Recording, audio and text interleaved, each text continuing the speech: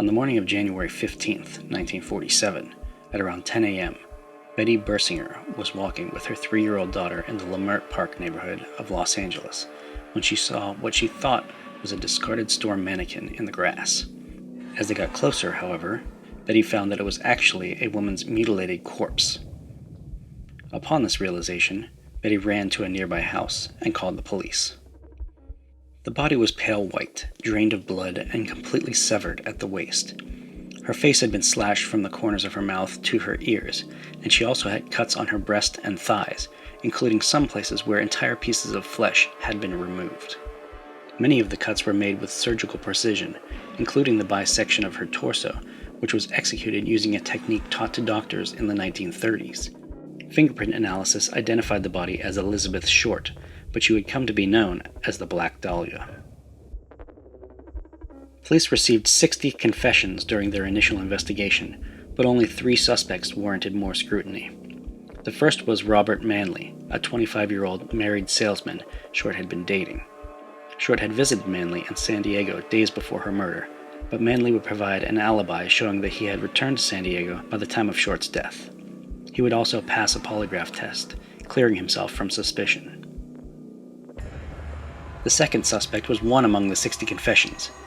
Joseph Dumas claimed that he had gotten blackout drunk with Short a few days before the discovery of her body, and believed that he had killed her, but it would later be found that he was on his military base at the time of her death.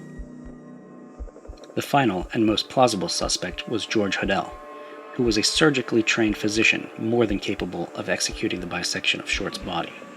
He had also been a suspect in another murder case, that of his secretary, Ruth Spaulding, just 2 years earlier, but he had not been charged in that case. While under investigation, police bugged Haddell's house and uncovered evidence of Haddell performing illegal abortions, paying off law enforcement officials, and potential ties to his secretary and Short's death. The transcripts of these recordings include Haddell saying, quote, "Supposing I did kill the Black Dahlia. They can't prove it now. They can't talk to my secretary anymore because she's dead. They thought there was something fishy. Anyway, now they may have figured it out. Killed her? Maybe I did kill my secretary." By October 1949, a formal report was given to a grand jury which mentioned Haddell as a prime suspect. Soon after, police had reportedly gathered enough evidence to charge Haddell with the murder, but before this could happen, Haddell fled to Hawaii, then not part of the United States, and then to the Philippines. He would reportedly remain there until moving to San Francisco in 1990, where he would die 9 years later. I say reportedly because there are other conflicting reports. Haddell's son, who was 5 at the time of the Black Dahlia murder, became a police officer as an adult, and believes that his father was the murderer in that case, and also believes that his father had re-entered the United States multiple times each year from 1958 through 1988 to commit more murders. Because of this, he suspects that his father may have also been the Chicago lipstick killer, the Manila jigsaw murderer, and possibly even the Zodiac killer, though he has not provided detailed evidence publicly. So who killed Elizabeth Short? Was it George Haddell?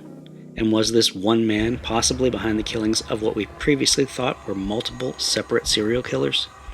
The evidence seems to suggest that it may be so, but for now, these questions will remain unanswered. If you'd like to learn more about the Black Dahlia and other true crime stories, I've included links below to videos and other resources. And if you like what I'm doing here and want to support me, please like, subscribe, and share on your social platform of choice. I post new bite-sized videos daily about mysteries, cryptids, aliens, and all things strange to kick off your day. See you tomorrow.